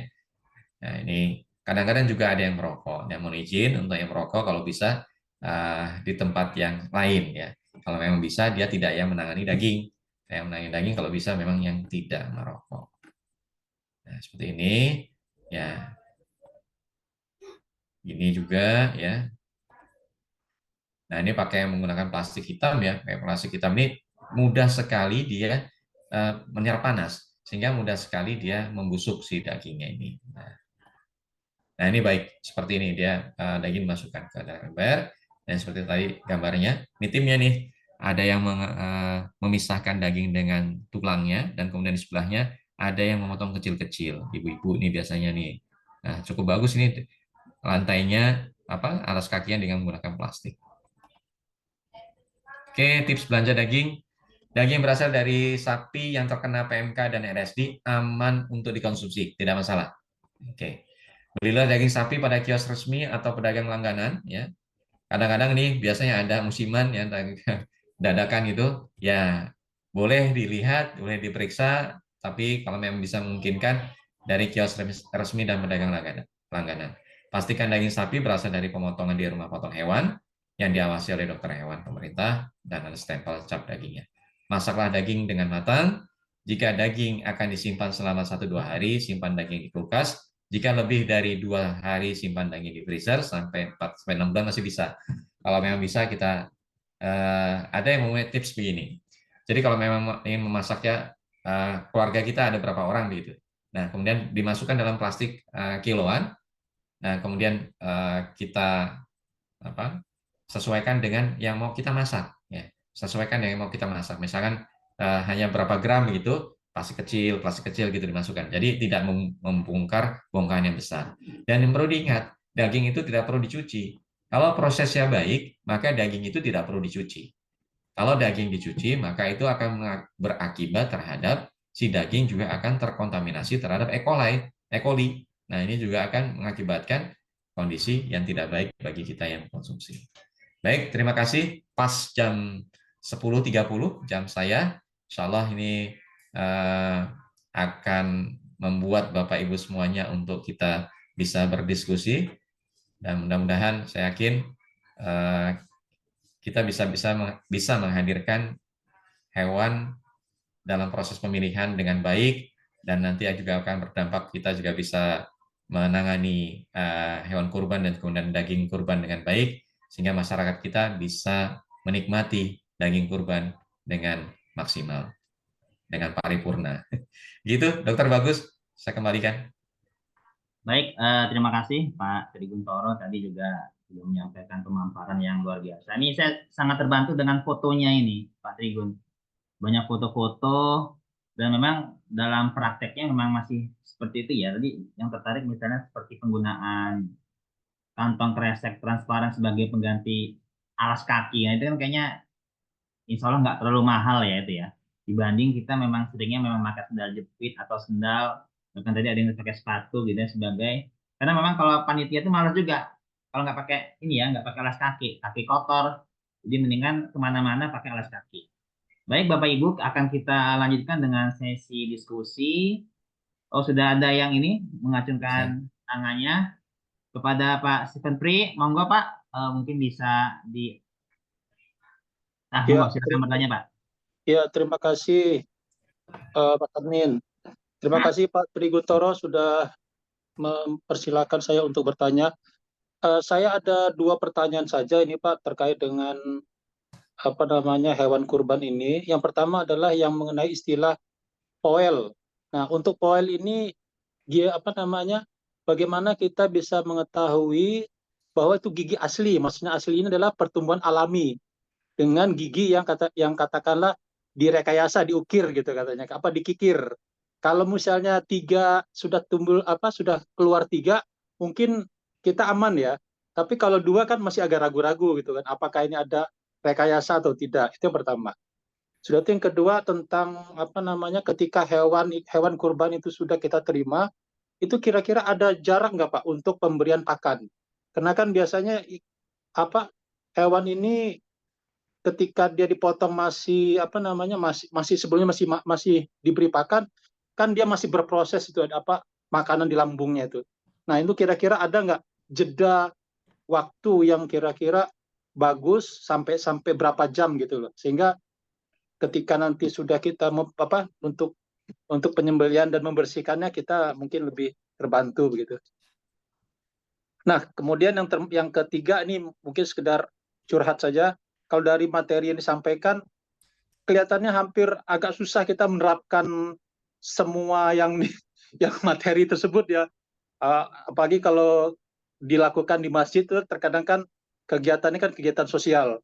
Ya istilahnya itu nanti kalau banyak pengaturan ini kan nanti omongan orang ini macam-macam. Ya ini mungkin ada saran begitu Pak, bagaimana kita bisa menerapkan sehingga daging yang akan dikonsumsi oleh penerima ini ya memang bagusnya layak dan masih sehat lah, kurang lebih begitu. Terima kasih Pak Tri. Ya. Demikian dari saya. Assalamualaikum warahmatullahi wabarakatuh. Assalamualaikum warahmatullahi wabarakatuh. Monggo langsung dijawab aja Pak Trigun, banyak tadi pertanyaannya. Oke, baik Pak Sven Pri. Dari mana Bapak? Saya dari Semarang Pak Tri. Subhanallah, di Semarang ya. Yeah. Terima kasih. Semarang ini kota besar nih ya. Masjidnya juga besar-besar di sana itu kayaknya. Alhamdulillah. Ya, tapi masih sering banjir Pak ya? Enggak ya? Ya sudah tidak sih, itu kan zaman 89 saja itu. Tapi terakhir banjir ya itu ya gitulah pokoknya. Oke, baik. Poel ya. Memang ini juga agak suka para petani yang nakal ya. Nakal untuk kemudian dikikir gitu ya. Nah, saya rasa memang kita ambil amannya saja. Memang tadi sampaikan Pak Swenpri itu adalah dengan yang 3 ya. Yang 3 itu udah relatif aman, kita memastikan ini udah masuk umurnya. Nah, atau bisa lihat begini, perkembangan dari hewan itu misalkan di 1,5 tahun sampai 2 tahun itu biasanya udah di berat antara 350 sampai 400 ya. Nah, tetapi ini tidak menjadi patokan utama ya, tapi yang jelas logikanya adalah pertumbuhan badannya si hewan itu antara 1,5 kilo sampai dengan 1 kilo ya per hari. Kalau 1 kilo itu udah sangat luar biasa, udah banyak jarang yang udah sampai 1 kilo, paling nggak 0,5, 0,7 begitu.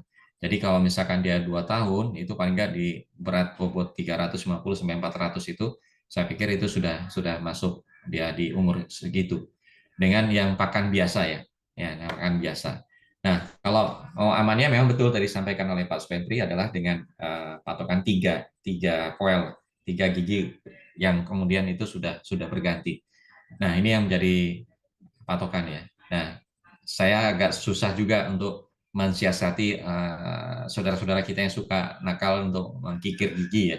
Tapi yang mudah-mudahan dengan kita tadi pakai patokan poel 3, mudah-mudahan kita bisa lebih mengedepankan di 2 tahun itu bisa didapat. Kemudian terkait dengan apa tadi? Pemberian pakan ketika hewan sudah terima. Ya baik. Itu paling nggak 12 jam itu sudah tidak diberi pakan lagi Pak. Jadi kalau misalkan dikirim sore hari ya, tadi saya lupa menjelaskan itu. Jadi kalau misalkan H-1 di sore hari itu sebaiknya dikasih minum saja, nggak usah dikasih pakan. Ya, karena pun dikasih pakan juga tidak terlalu pengaruh. Bahkan kalau misalkan dia jaraknya jauh, biasanya pakan juga jarang dimakan sama si sapi karena dia juga masih dalam kondisi yang tidak nyaman untuk makan. Nah, kalau yang bisa sediakan aja air minum ya untuk kemudian dia bisa kondisinya tidak terlalu stres pada saat akan dipotong. Jadi 12 jam sebelum disembelih itu nggak usah dikasih makan lagi. Gitu Pak ya, Pak Swenpri. Kemudian yang ketiga terkait dengan masjid, panitia masjid. Ini memang perlu pelan-pelan Pak. Ya, yang pertama memang takmir masjid perlu disampaikan terkait dengan pemilihan. Ini yang paling penting, pemilihan hewan. Karena kalau misalkan itu sudah tidak sesuai syarat, ya berarti kita sulit itu untuk syarat syar'inya masuk atau tidak begitu. Nah, jadi itu yang pertama dari sisi kita persyaratan si hewannya. Nah, kemudian terkait dengan higienitasnya, memang ini agak sulit, tetapi memang perlu disampaikan karena hal ini kan kita ibaratnya ini adalah pesta tahunan ya. Yang kita setiap tahun kita melakukan ini, kalau memang bisa kita menghasilkan daging yang memang berkualitas baik gitu. Dengan ada plastik, dari plastik aja dulu gitu. Dengan logika-logika sederhana, kalau misalkan dia menggunakan plastik hitam, itu pasti ada kemungkinan dia menyerap panas dengan begitu banyak dan sehingga akan berakibat terhadap kualitas daging akan cepat menjadi busuk gitu. Gitu Pak Sven. Nggih, matur suwun Pak Tri. Jadi sami-sami. Baik, terima kasih ini Pak Swen. Sudah terjawab semua Pak ya. Berikutnya monggo Bapak Ibu jika ada yang ditanyakan kembali, mumpung ahlinya ahli ya, core to the core nih Pak. Dr. Trigun masih ada di kita saat ini. Kalau memang ini silakan bertanya melalui chat juga nggak apa-apa Bapak Ibu.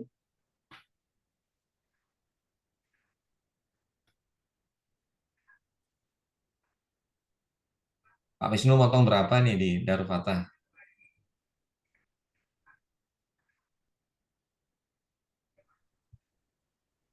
Untuk saat ini sekitar 12 sapi. Alhamdulillah, banyak itu.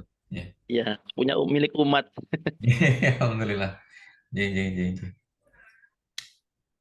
pelaksanaan sudah aman ya, salah ya. Ya tadi itu perlu ada penertiban yang tadi itu yang diinjak-injak dan sebagainya, perlu ada penegasan gitu kira-kira. Harus ada orang yang ya senior lah yang harus memberikan apa-apa dan sebagainya. Kalau enggak ya mereka itu ya main asal-asal aja. Ya, terima kasih atas materinya ini mengingatkan bagi kita semua. Harus. Itu backgroundnya Pak Wisnu Juleha itu ya. Alhamdulillah sudah ikut pelatihannya Pak. Oh, alhamdulillah. Sama kita Pak. Saya di Semarang di Masjid Taqwa Pamlarsi. Berarti ini para Juleha ini jurus beli mata semua ini. Kebetulan ketemu ini. Mungkin kita kapan-kapan kolaborasi nih antara kita Pak Trigun. Ini kan tips memilih dan menangani. Tadi kan yang tengah-tengahnya itu menyembelih gitu ya. Ya. Mungkin nanti kapan-kapan ini mungkin Pak Wisnu, Pak Sven, kita bisa kolaborasi terkait penyembelihannya ini kan, penyembelihan hewan kurban. Harus praktek itu. Oh iya, ada prakteknya berarti workshop berarti ya? Bisa. Saya bisa menghubungkan. Tapi waktu kemarin pelatihan itu yang disembelih ayam. Karena modalnya besar Pak kalau sapi. Kambing aja, habis itu kita nyate. Itu. Bisa saya anggota yang di Lampung. Oke. Nggak apa-apa lah, pakai ini ya, pakai apa sih? Pakai ayam nggak apa-apa lah Pak. Baik Bapak Ibu, sekali lagi menunggu pertanyaan dari Bapak Ibu yang lain, izinkan saya menyampaikan beberapa poin terkait agenda Akademi Tunas Peradaban yang berikutnya sudah kelihatan. Mungkin Bapak Ibu ada beberapa acara setelah kita pelaksanaan webinar kurban ini. Yang pertama yaitu insya Allah kita di tanggal 9 Juni 2024 Akademi Tunas Peradaban ini akan kembali melaksanakan webinar. Cuman temanya memang walaupun itu masih menjelang Hari Raya Kurban, tapi kita akan mencoba mengambil tema tentang lobster, yaitu kebijakan pengelolaan benih lobster pasca terbitnya Peraturan Menteri Kelautan dan Perikanan Nomor 7 Tahun 2024. Dan insya Allah narasumbernya tadi Pak Cici Anggara yang menjadi MC kita pada webinar kali ini. Itu insya Allah akan kita lakukan dengan secara webinar juga dan insya Allah gratis. Mungkin Bapak Ibu yang punya kenalan atau tertarik dengan benih lobster, pengelolaan seperti apa, bisa mengikuti agenda kita webinar ini.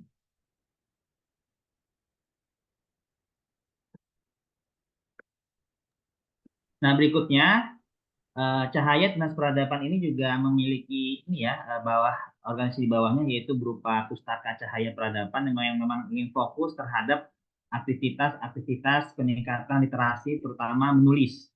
Dan insya Allah juga dalam waktu dekat kita akan segera meluncing e-book masih dari Pak Cici Anggara, ya ini bagaimana catatan perjalanan pengawas perikanan, karena Pak Cici Anggara ini adalah seorang ASN yang mendapatkan amanah sebagai pengawas perikanan, kita akan mencoba mengumpulkan catatan perjalanan beliau selama menjadi pengawas perikanan dalam rangka aktivitas beliau yang untuk menjaga sumber daya kelautan dan perairan Nusantara.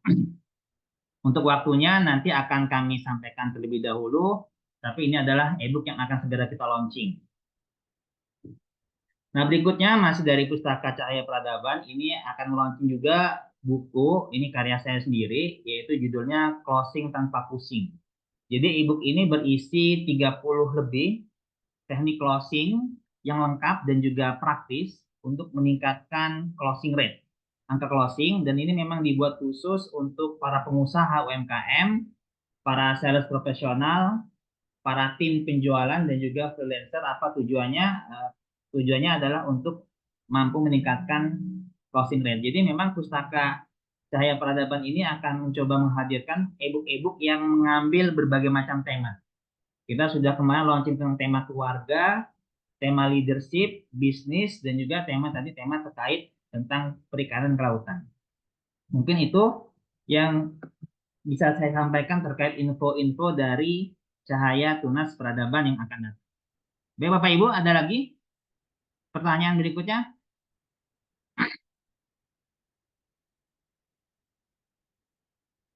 Kalau sudah tidak ada, mungkin ini sebagai penutup materi kepada Pak Dr. Hewan Triguntoro, mungkin ini closing statement dan juga mungkin pesan untuk kami ini yang hampir pasti kita akan menjadi panitia hewan kurban. Monggo Pak Triguntoro. Terima kasih Dr. Bagus, Bapak Ibu sekalian. Jadi kata kuncinya adalah bagaimana kita tadi memilih dengan benar ya. Tergantung ada yang urunannya 3 juta, 3,5 juta, 4 juta begitu ya. Nah, tetapi kalau misalkan dilihat ya harga sekarang itu kira-kira 60.000 ya, 60.000 berat hidup itu sekitar itu. Jadi kalau ingin 60 kali 300 itu ya sekitar 18 juta ya kira-kira gitu ya. Jadi udah punya gambaran seperti itu. Nah, kalau memang masih waktunya 1 bulan, tapi ini sudah kurang dari 1 bulan ya. Kalau misalnya masih ada rentang waktu 1 bulan, itu bisa diberikan obat cacing terlebih dahulu. Ini yang belum saya sampaikan tadi. Jadi kita bisa memastikan hewan nanti harapannya ya, insya Allah kita berikhtiar dengan memberikan obat cacing. Itu nanti kondisi porangan, adanya parampistomum ataupun cacing hati ini bisa diminimalkan. Nah, kemudian komunikasi kita semua dengan pengurus masjid mungkin bisa dari awal-awal seperti ini bisa kita sampaikan kalau memang membutuhkan sosialisasi lebih lanjut bisa kok nanti kontak ke kami. Kalau misalkan yang di Bandar Lampung ya, yang di Bandar Lampung bisa kontak kami, nanti kita langsung on the road itu misalnya langsung datangi ke masjid-masjidnya untuk kemudian kita memberikan sosialisasi di masjidnya atau di takmir masjidnya sehingga memang kemanfaatan ini harapannya bisa lebih luas gitu. Dan kemudian tadi sampaikan dalam pengolahan daging karena banyak kan orang melihat daging itu kok kotor, kemudian banyak yang dicuci. Nah ini tidak perlu dicuci, sebaiknya adalah penanganan daging yang baik, maka hasil dagingnya pun juga baik. Nah biasanya juga banyak peternak itu yang memberikan pakan tidak 100% rumput ya. Nah, banyak kan yang kombinasi antara rumput dengan komboran atau konsentrat begitu. Nah, harapannya juga dominasi rumput ini biasanya lebih bagus kualitas dagingnya dibandingkan dengan dia banyak yang komboran. Nah, ini menjadi catatan juga bagi nanti teman-teman yang memilih. Kemudian pengurus masjid untuk melatih dirinya untuk bisa melihat tadi yang musinah tadi, yang kemudian poel. Ya, kalau misalnya pelan-pelan nanti dengan demikian maka kita bisa menghadirkan kurban hewan kurban yang baik, kemudian yang proses penyembelihan yang baik juga, dan kemudian nanti bisa menghasilkan daging yang baik juga. Ketika daging yang baik, maka masyarakat kita juga bisa menikmati daging dengan olahan dari daging yang baik ini akan menjadi makanan yang sehat, enak, dan kemudian bisa menyehatkan semuanya. Demikian dari saya, insya Allah bermanfaat bagi kita semuanya. Dan ini juga rekaman ini bisa kita share di YouTube yang kami dan kemanfaatan bisa lebih luas lagi. Terima kasih. Assalamualaikum warahmatullahi wabarakatuh. Waalaikumsalam warahmatullahi wabarakatuh. Terima kasih banyak Pak Triguntoro atas materi yang disampaikan. Kita beri applause bersama-sama untuk Pak Triguntoro. Baik Bapak Ibu semuanya, cukup sudah tugas saya sebagai moderator memfasilitasi penyampaian materi dari Pak Triguntoro. Untuk selanjutnya, sebelum saya kembalikan ke MC Pak Cici, saya selaku moderator mohon maaf apabila ada kesalahan dalam melakukan tugas saya sebagai moderator. Assalamualaikum warahmatullahi wabarakatuh. Saya kembalikan ke Mas Cici. Baik, alhamdulillah terima kasih pada Dr. Bagus dan Pak Triguntoro yang telah Pak Dr. Bagus telah memimpin atau memandu ke acara webinar kita pada pagi hari ini, dan mudah-mudahan apa yang disampaikan oleh Pak Triguntoro narasumber tadi dapat kita aplikasikan tentu saja ke kita mungkin sebagian besar dalam peserta webinar ini adalah mungkin akan menjadi tadi ya panitia di masjidnya masing-masing atau di instansi di kantor atau di perusahaannya masing-masing, dan mudah-mudahan kita bisa mengaplikasikannya. Dan ada tawaran tadi Bapak Ibu tadi dari dokter Pak Triguntoro, kali kalau ada masjid atau yayasan atau kantor instansi yang membutuhkan sosialisasi langsung dengan masyarakat atau dengan panitia, insyaallah dari Yayasan Cahaya Tunas Peradaban insyaallah bersedia siap untuk memberikan sosialisasi atau bimbingan lah langsung ke lapangan. Kita sambut baik dari programnya Cahaya Tunas Peradaban, mudah-mudahan memberikan kebermanfaatan kepada masyarakat di sekitar kita. Baik, barangkali itu saja pada kegiatan kita pada pagi hari ini. Saya sebagai MC mengucapkan terima kasih atas kehadiran Bapak Ibu semuanya, dan khususnya kepada Pak Miroji. Terima kasih Pak. Sampai akhir ya Pak Miroji. Alhamdulillah. Pada Pak narasumber Pak Triguntoro, Pak Dr. Bagus, Yayasan. Terima kasih sekali lagi, dan kepada Bapak Ibu sekalian yang telah hadir pada webinar pada pagi hari ini. Baik, saya sebagai MC mohon maaf jika ada kesalahan, dan kepada Allah saya mohon ampun, dan saya akhiri. Assalamualaikum warahmatullahi wabarakatuh. Waalaikumsalam warahmatullahi wabarakatuh.